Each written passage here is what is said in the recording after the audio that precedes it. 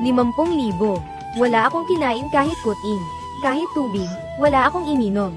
Kayo ang magbayad niyan. Lalaki ka ba talaga, Lin Feng? Nakipag-date ka tapos babae pagbabayaran mo. Hindi ka ba nahihiya? Bakit ka nakipag-date kung wala kang pera? Sinasayang mo lang ang oras ng anak ko. Ang mga dukhang tulad mo, dapat tumandang binata, dahil hindi tayo magkasundo. Magkanya-kanya na lang tayo. Akala mo makakaalis ka, dito ka pa talaga balak kumain ng libre. Pag hindi mo binayaran tong 50,000, wala kang paana makakalabas sa pinto na to. Tumawag kayo ng pulis. Sige, tumawag ka, sasabihin ko sa'yo. Ang may-ari nito, tropa ko. Craig. Sa teritoryo ko, ni wala pang nakakain ng libre. Lakas ng loob mo, ah. Pinagtutulungan niyo akong lokohin.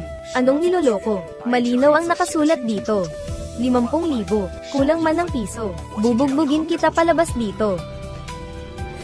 Amoy pulubi. Nagpapanggap ka pang mayaman. Ang manugang ko, may-ari ng malaking restaurant. Ang pumatay sa'yo, parang pamitik lang ng langgam. Sige, talo na ako. Babayaran ko.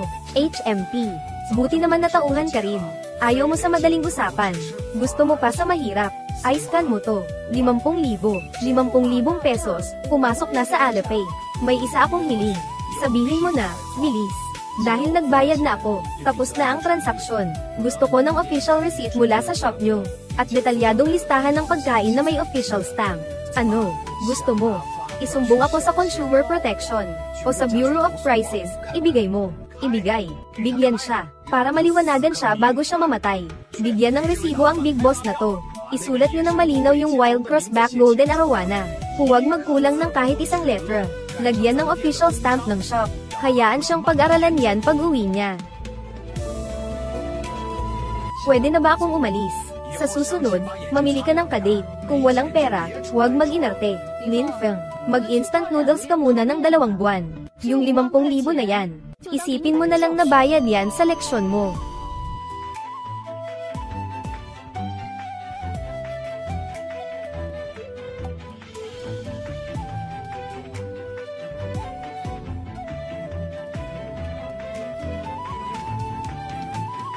City Police Investigation Division.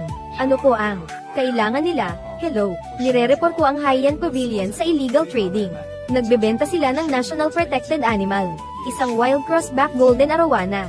Halagang 50,000 pesos ang sangkot. Kriminal na gawain na ito. Sandali, ita-transfer ko sa Investigation Division. Pakidetalye ang sitwasyon. Kaninang alas 12 ng tanghali, binilhan ko ang Haiyan Pavilion ng isang ulam na Wild Crossback Golden Arowana. Ang ulam na ito ay siningil sa akin ng 38,000. Ang isdang ito ay nasa CITES Appendix I. Itinuturing na National Protected Animal. Sir, ito ang aking ebidensya, ang resibo, at listahan ng pagkain na may official stamp. Wild Crossback Golden Arowana. Sigurado ka bang ito ang nakasulat sa menu? Eksakto, walang labis, walang kulang. Ang isda ay nasa mesa pa. Ang mga tinik ay nandoon pa rin. Ebidensya, 38,000 para sa isang isda. Sinira nila ang phone ko, para hindi ako makatawag ng pulis. Ay bag ang mga ebidensya. Team 1, i-lock ang lahat ng pinto, lahat ng labasan. Maglagay ng police line. Walang pwedeng lumabas o pumasok, pati ang mga staff, sir. Pati ang likurang pinto, hinaranggan nila. Puhulihin na tayo. Hindi lang to basta inspection. Team 2, i-control ang cashier at ang kusina. Lahat ng kusinero at waiter, manatili sa pwesto. Huwag hawakan ang mga kalan. Huwag hawakan ang mga ref, Mr. Lin. Team 3, samahan ako sa VIP room. Ituro mo ang daan. Yari na talaga. Sinasabi ko na nga ba, malilintikan din si Boss Kiang. Ang litratong ito, nakasulat din sa menu nila.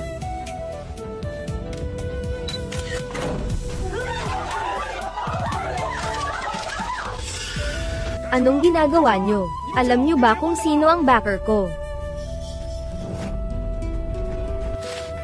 Zhao Qiang, inaamin mo ba ang resibong ito? Hay, hindi po, sir. Hindi po yan totoong protected animal. Karaniwang isda lang yan. Kinulayan ko lang para maloko siya. 15 pesos lang kada kilo yan sa palengke. Ano? Tama, isda lang yan. Ang kinain namin ay isda lang. Wala kaming alam sa dragonfish na yan. Hindi namin kinain yan. Isda lang. Isda lang talaga. Lasang isda naman yung kinain ko. Boss Jow, ibuod ko lang ang sinabi mo. Sabi mo peke ang isda, ibig sabihin, hindi ito illegal trade, kundi isang major commercial fraud. Dahil 50,000 pesos ang sangkot. HMP, ang pagsisinungaling ay ibang kaso pa.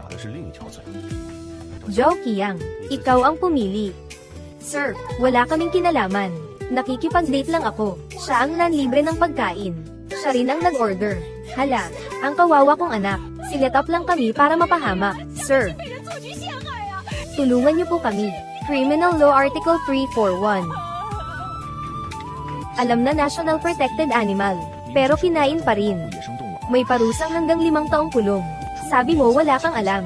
3 tanong lang para sa'yo. Una, ikaw ang nag-order. Binuksan mo agad sa huling pahina. Hindi ka man lang nagtanong ng presyo. Ibig sabihin, sanay ka na sa ulam na to. Pangalawa, noong nag-order ka, sa akin ka nakatingin. Hindi sa menu. Sinisiguro mo kung papalag ang magbabayad. Pangatlo, noong nadulas tong si Yellow Hair, hinapakan mo ang paa niya sa ilalim ng mesa. Naka-record ang lahat. Gusto niyo bang i-play ko? Chief. Uminom ako ng konti at iniluwa ko agad. Manhid pa rin ang dulo ng dila ko hanggang ngayon. Sa tingin ko, may hinalong gamot sa tubig. Kumuha ng sample sa crime scene. Unahin ang pagsuri sa tubig na ito. Chief. Positive po. May hinalong bawal na gamot na pampatulog. Ate, magsalita ka naman. Wala kang sinabing may pampamanhid. Ayokong makulong. Positive ang resulta. Ang kasong ito ay organized robbery and poisoning. Isama pa ang extortion.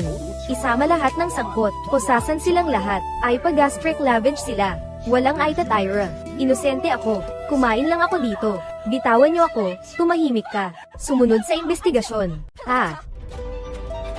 Lin Feng, sorry na. Ibabalik ko ang pera mo. 100,000.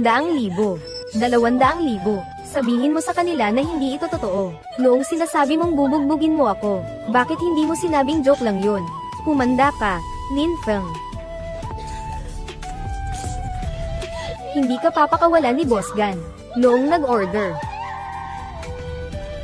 Diretsong Wild Crossback Golden Arowana ang hiningi ni Wang Zhaojiao. Agad kong binuksan ang voice recorder ko. Medyo mapait ang tubig. Sa tingin ko, may sedative yun. Kaya iniluwa ko agad sa tissue. 20 taon na ako, sa serbisyo. Ngayon lang ako, nakakita ng report na parang thesis. Mula sa isang biktima, dati pang may mga reklamo sa Haiyan Pavilion. Pero kulang sa ebidensya kaya hindi matuloy. Kaya salamat sa resibo niya. Kung wala ang stamp na ito, mahirap silang mahuli. Anong ginagawa mo sa Haiyan Pavilion kanina? Nakikain lang ako kasama ang anak ko. Wala akong alam. Pumayag naman siya, bakit niyo pinapakialaman? Nakikain.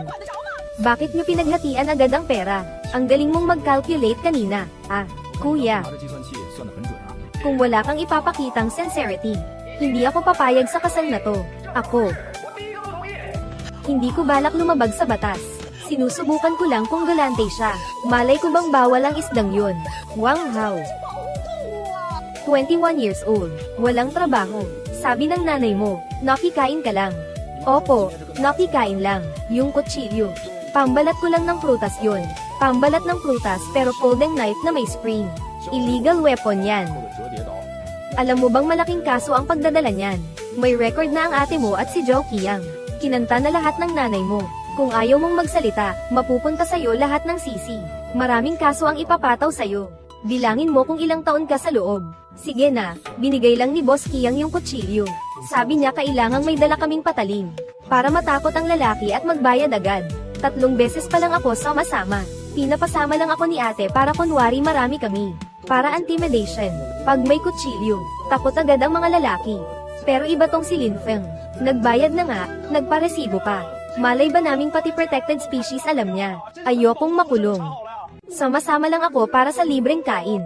Hindi ko nga alam kung anong isda yun. Sir, karaniwang isda lang yun. Kinulayan ko lang. Inaamin ko ang panloloko at fake advertising. Magbabayad ako ng fine, ibabalik ang pera. Inaamin kong nanloko ako. Pero paano ang gamot sa tubig? Waiter ang nagsalin ng tubig. Baka siya. mismo ang naglagay niyan. Gusto niya lang akong purahan. Ibig mong sabihin, nilason niya ang sarili niya. Para isumbong ang sarili niya. Isa sa ilalim sa forensic test ang mga tinik ng isda. Nag-request na kami ng DNA test. Hindi nagsisinungaling ang DNA sequence. Kung lumabas